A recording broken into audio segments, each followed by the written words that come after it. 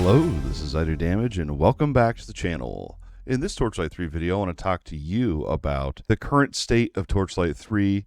We recently got its final update that we'll receive from the developers, Echtra Games. The game is now fully in Perfect World's hands. What they're going to do with the game in the future is yet to be seen. As it is for now, this is, as far as I can tell, the most final update that we're going to see for Torchlight 3, and I've done a load of coverage on the game, and so I really just wanted to put out one last final game review video to help you decide if this is worth spending your time and money on. Now let's go ahead and talk Torchlight 3. Torchlight 3 offers 5 classes. You have the Railmaster, Sharpshooter, Forged, Dusk Mage, and the brand new Curse Captain. The newest class added to the game increases the level of funness significantly. This class is an absolute blast to play, and I have a review video talking about just the new class if that piques your interest. I will have the link for that down below.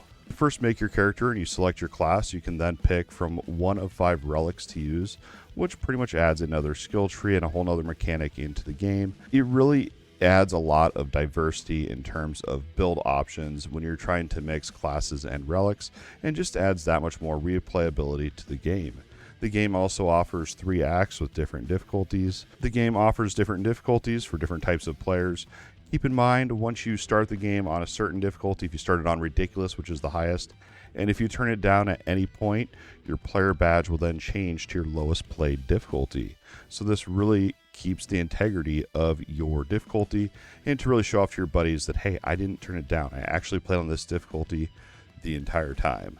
Also, Torchlight 3 offers different types of loot, legendary, and legendary powers to add on to your character in their loadout. You can have up to 3 abilities from legendaries that are in your legendarium that are not even on your actual character. This adds even more build diversity to the game. The legendary effects are pretty interesting. There's quite an array of legendaries to actually chase and use to improve your build and make your character stronger. You also have pet collections and your own fort that you can decorate and make into your own little slice of the game that other players can randomly encounter and even come and visit and use your workbenches if they want to. As I briefly mentioned, there are 3 acts in the game. Each act takes about 4 hours to get through if you're trying to rush it. I'm sure you could do it quicker than that, but I think for the typical player, it'll take you around 12 to 15 hours to complete one playthrough of the game. Maybe 20 if you're full clearing all the maps. But once you've completed the 3 acts, you then unlock the endgame, the Fazir's Dungeon Challenge. I have a video talking about the endgame and what it entails.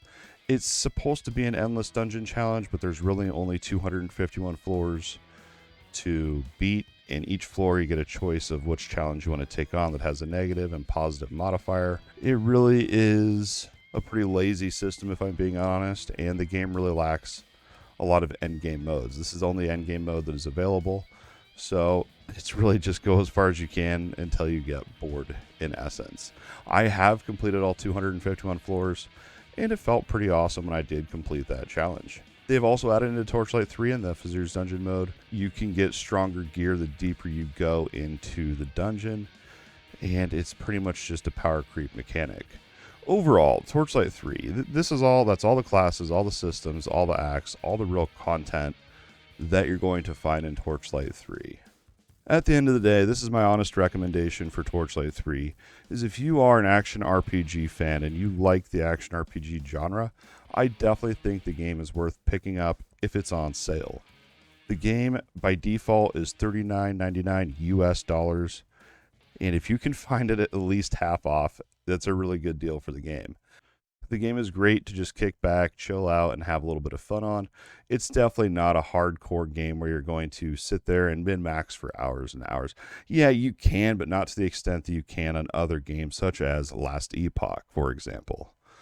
But it's definitely fun, it's definitely worth a playthrough, and it even has multiplayer, which Last Epoch doesn't have yet.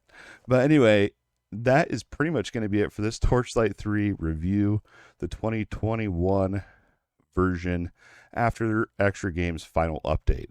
I really hope this video helped you decide if you want to jump into the game right now, wait for a sale, or maybe just go play a different game instead. If you enjoyed this video and all the content on the channel, don't forget to like, subscribe, and ring that bell to get notified when I post new weekly videos, YouTube shorts, and also when I stream here on the channel primarily on Fridays and Saturdays. You can always also check our upcoming stream playlist as well, and if you miss a stream, we have a past stream playlist where you can check out all the replays. I appreciate you all. Thank you so much for your support, and don't forget, your view alone means the absolute world. As always, thanks for watching, and we'll see you next time.